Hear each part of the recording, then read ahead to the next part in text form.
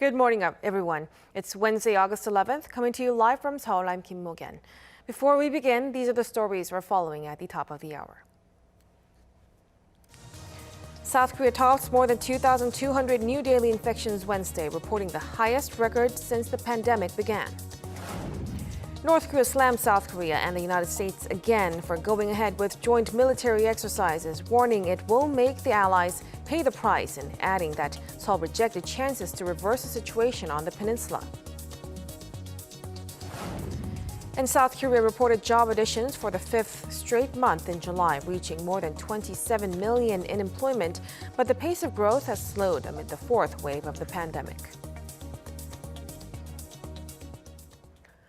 Our top story this morning, South Korea on Wednesday confirmed more than 2,200 new cases of COVID-19, the highest daily total the country has seen yet.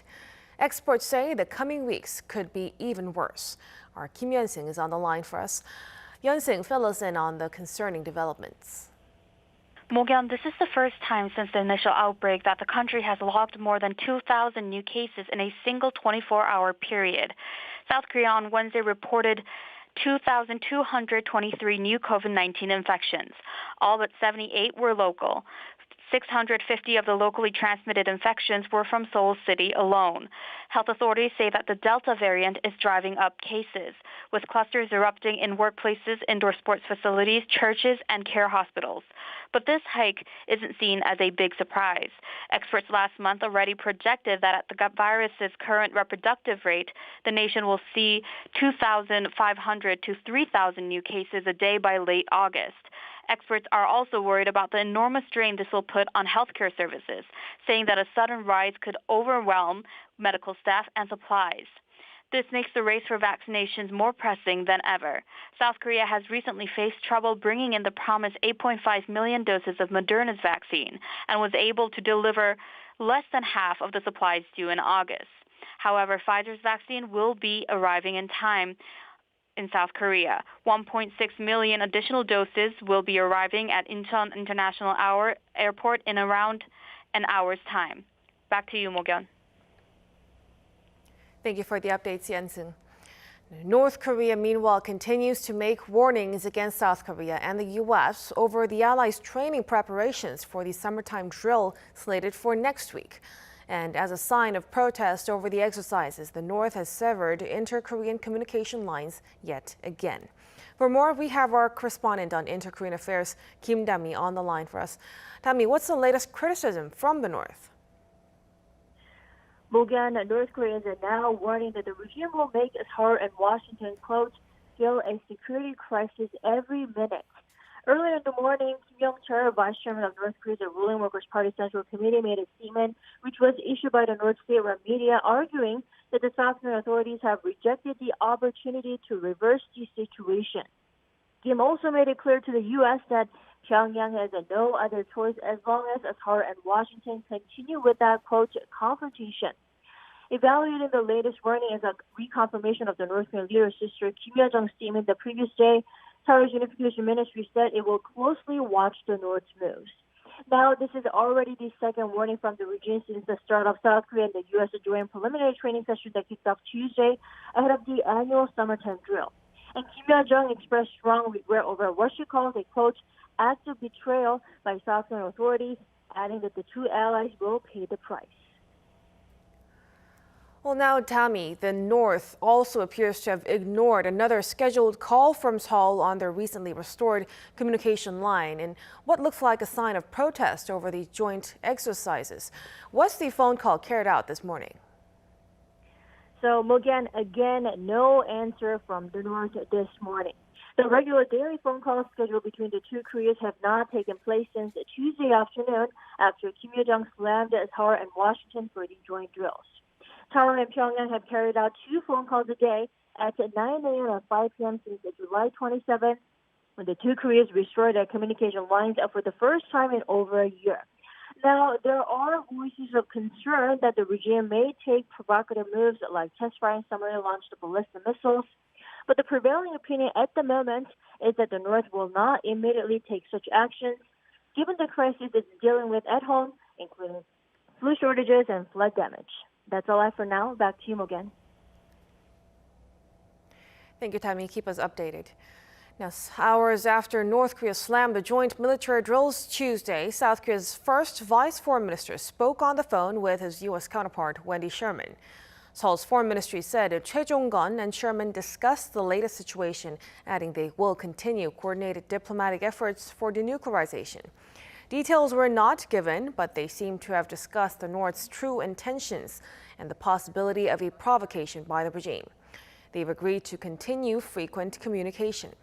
And in a separate announcement, the U.S. State Department said the drills are solely defensive in nature, adding there are no hostile intentions behind them.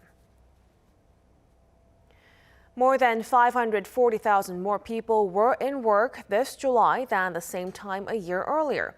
This suggests that the labor market is still bearing with the tight social distancing rules. According to Statistics Korea Wednesday, July's employment in healthcare and social services went up by 10% compared to the previous year. But employment in the wholesale and retail sectors dropped by more than 5%. The worst hit were the accommodation and restaurant sectors amid a rising number of infections and the highest distancing measures in the capital region. As the Delta variant sweeps the U.S., the COVID-19 tally is bouncing much higher, reporting more than 120,000 new cases a day. And despite being one of the most vaccinated nations in the world, Israel has also just witnessed its highest daily increase in nearly 6 months. Kim Hyo-sun with the details. The U.S. continues to grapple with a spike in COVID-19 infections fueled by the highly contagious Delta variant, with the country currently averaging over 120,000 new cases a day. According to the New York Times, this is more than a twofold increase compared to 2 weeks ago. The situation is more severe in southern states, with Florida and Louisiana posting record 7-day averages. Hospitalizations and COVID-19 related deaths have also jumped nearly 2 times over the past 2 weeks, with hospitals in virus hotspots close to full capacity. Experts note the gradual rise in fatalities compared to the steep rise in the number of new infections was possible thanks to the fact that over 80% of senior citizens have been vaccinated. Despite the rollout of booster shots in Israel, the country logged more than 6,000 new cases Tuesday, the highest daily increase since February. While Israel has been praised for having one of the world's most successful vaccination campaigns, the country has been battling a surge driven by the Delta strain. Authorities have tightened travel restrictions and reimposed face mask mandates for indoor settings.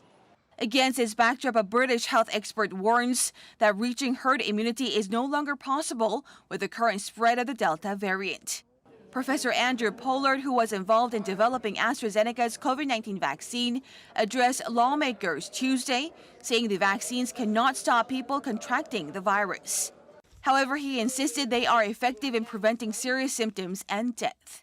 He added that countries need to focus on treating critically ill COVID-19 patients. Kim Hyo-sun, Arirang News. The U.S. Senate has passed a bipartisan $1 trillion infrastructure bill in a vote of 69 to 30, with 19 Republicans voting yes. The approval is expected to pave the way for the country's biggest investments in decades in roads, bridges, airports, and waterways. President Biden praised the passing of the bill, calling it long overdue, much needed investment in basic, hard infrastructure. The legislation now heads to the House of Representatives before heading to President Biden's desk to be signed into law. The United States is sending $50 million of humanitarian aid to Myanmar. According to the State Department Tuesday, the aid will help over 700,000 people. It will be distributed to the most vulnerable people in Myanmar, including those displaced as a result of the military coup. The funds will provide essentials such as food, shelter, water, and medicine. The humanitarian crisis was triggered by the coup and made worse by a surge in COVID-19 infections. The South Korean city of Gyeongju was chosen by Time magazine as a must-visit location and is often described as an open-air museum. But visitors can also find an indoor museum there as well, housing thousands of artifacts from the Silla kingdom. Our culture correspondent Kim Bo-kyung takes a look at the museum's treasures. The ancient kingdom of Silla has a 1,000-year history lasting from 57 BC to 935 AD. 350,000 artifacts from that period can be found at the Gyeongju National Museum. Time magazine specifically mentioned how the museum, one of the 13 regional branches of the National Museum of Korea, has been refreshed after its makeover by Seoul design outfit Taeoyang Studio. Instead of dull gray floor, the museum has been brightened up by warm wooden walls and flooring. Under a ceiling inspired by Korea's traditional hanok housing are Silla artifacts and earthenware on pillars. They aren't behind glass, so visitors can get a closer look at their textures and colors.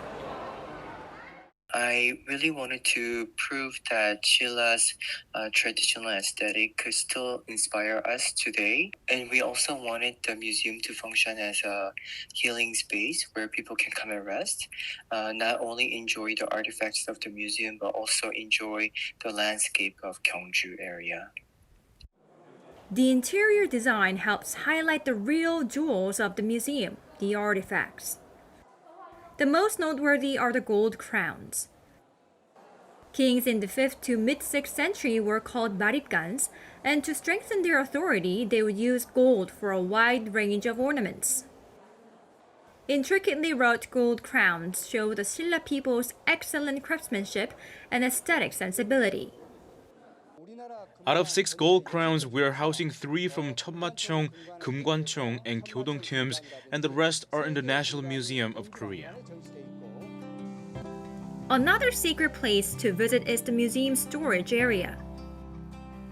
Museum storage areas are usually off limits, yet Gyeongju National Museum has opened up its storage area, letting visitors get a peek at rows and rows of rusting relics and imagine the stories behind them. Kim Bo-kyung, Arirang News.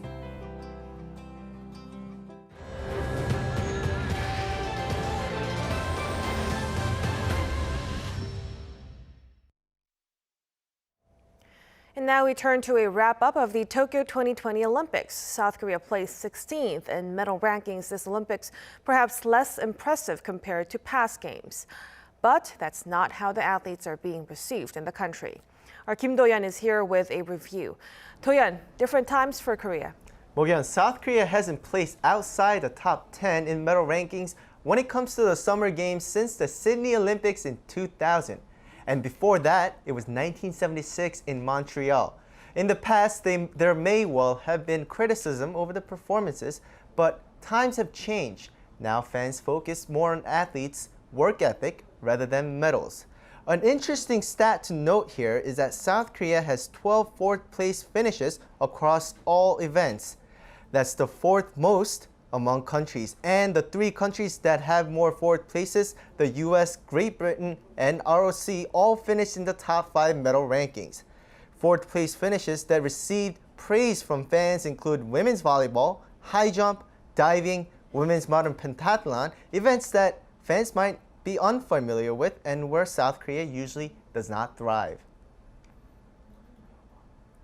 Of course, that doesn't mean athletes themselves are happy to settle with no medals. Silverware doesn't just mean recognition and national pride, as hugely lucrative sponsorship deals, cash payouts, lifetime pensions, and even flashy cars and homes means making the podium at the Olympics can earn some athletes much more.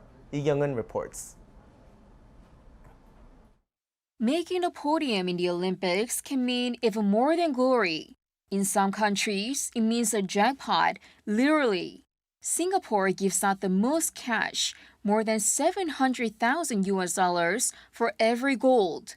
That's 20 times the price in the U.S. Malaysia also stands out. It gives more for a bronze than Australia or Canada give for gold. The gold prize in the Philippines ended up much bigger this year than the official amount. Weightlifter Hidilyn Diaz is the first gold medalist in her country's history. She reportedly received around $600,000, along with 2 homes and free flights for life on AirAsia. China, though, does not allow cash prizes, citing the risk of corruption. And Russian athletes get a pension, but officially they were not able to represent their country or play their national anthem because Russia was previously found to have engaged in systematic doping. South Korea's Podium Prize might be the most practical. In addition to financial compensation, male winners are given an exemption from military service. That's happy news for archer Kim Jae-deok and gymnast Shin Jae-han. And South Korea's archers will get an extra prize from their longtime sponsor, Hyundai Motor Group. An-san is getting around $600,000 for her Triple Crown. Kim Jae-deok with 2 gold medals, $350,000. Others will get half of that each. And of course, they will all get a nice new car. Prizes are given also to those who did not make the podium but who still made history. Those include swimmer Hwang Seon-woo, who broke the record for Asia, high jumper Woo Sang-hyuk, who set a new national record, and the volleyball team who demonstrated the Olympic spirit. 이강은 Arirang News. British Olympian couple Laura and Jackson Kenny are set to become a dame and a knight after their successful Olympics performances in Tokyo. The track cyclists each won a gold during this Olympics, and now the couple has 12 gold medals under their belt. Laura, at 27, is the first British woman to have won gold at 3 separate Olympics, while her husband, Jason, at 33, is the most decorated Olympian in British history with 7 golds and 2 silvers. Team Great Britain finished 4th in the medal rankings with 22 gold medals at Tokyo 2020.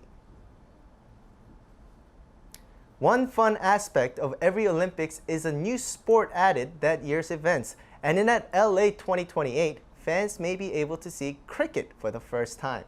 According to Reuters on Tuesday, the International Cricket Council is preparing a bid for the game's inclusion at the 2028 Olympics. While most cricket fans come from the UK and South Asian countries like India, Pakistan, Bangladesh, where it's a dominant sport, an official said that there are around 30 million fans in the US who will be thrilled for this to happen.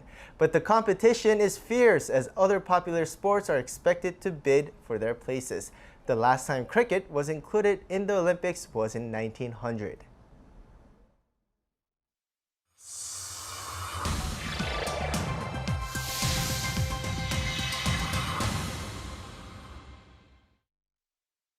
Let's take a look at what's going on in the world now. Over in the U.S., New York Governor Andrew Cuomo announced Tuesday that he will resign from his post after a report from the state's attorney general documented multiple accusations of sexual harassment against women. Despite his announcement, he denied the allegations, saying his actions were being misunderstood. I thought a hug and putting my arm around a staff person while taking a picture was friendly, but she found it to be too forward.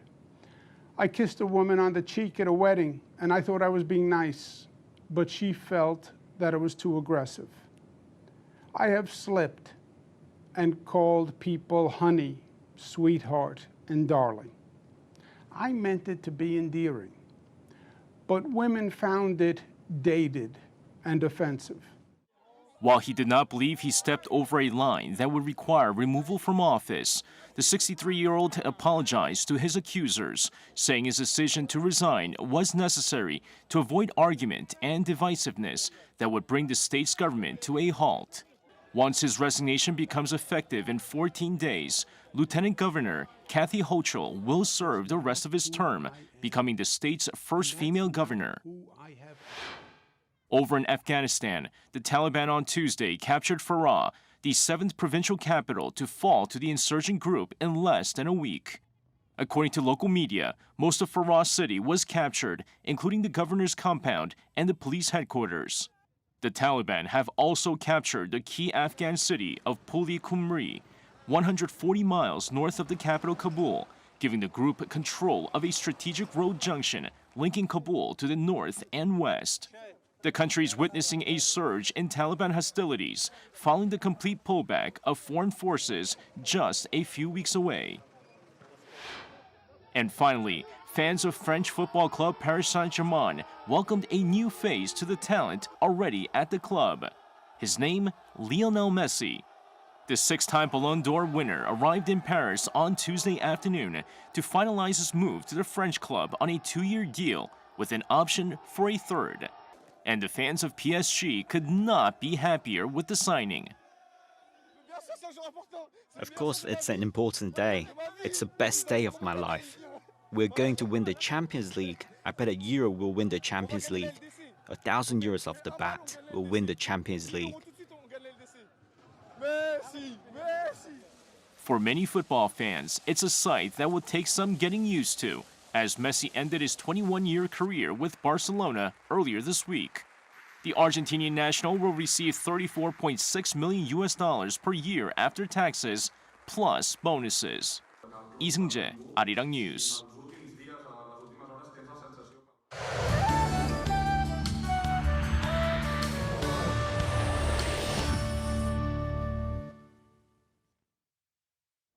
Good morning. Heavy rain is soaking Jeju this morning, dropping 30 millimeters an hour with heavy rain alerts, while regions west of the capital, including Incheon, saw heavy sudden showers this morning. In fact, southern inner regions and capital region will see 5 to 60 millimeters of passing rain during the day, while those in Jeju and the south coast need to brace for heavier showers, possibly up to 200 millimeters of downpours into tomorrow. Temperature-wise, despite much more comfortable overnight temperatures, heat will remain during the day. A heat advisory is still in place across the west and Gyeongsangbuk provinces, with an expected high of 33 degrees Celsius over in Daegu. In Seoul and Gwangju will be going up to 32 degrees Celsius this afternoon. Busan and Jeju topping out at 30 degrees with heavy showers. And actually, we are looking at heavy showers on Jeju and the south through this week and even into next week. That's Korea for you, and here's a look at the weather conditions around the world.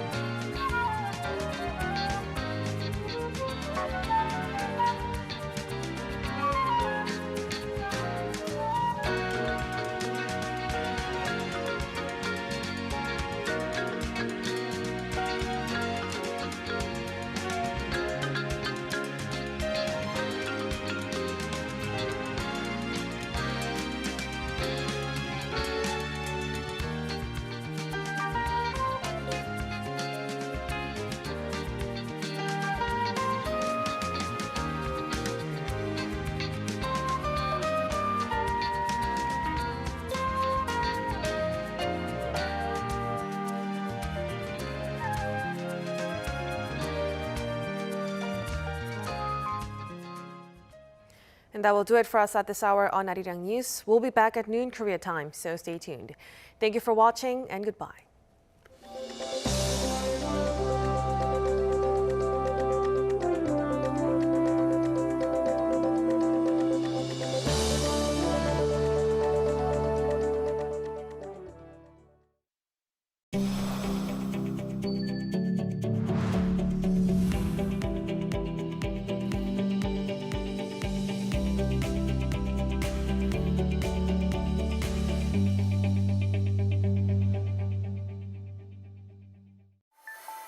Korea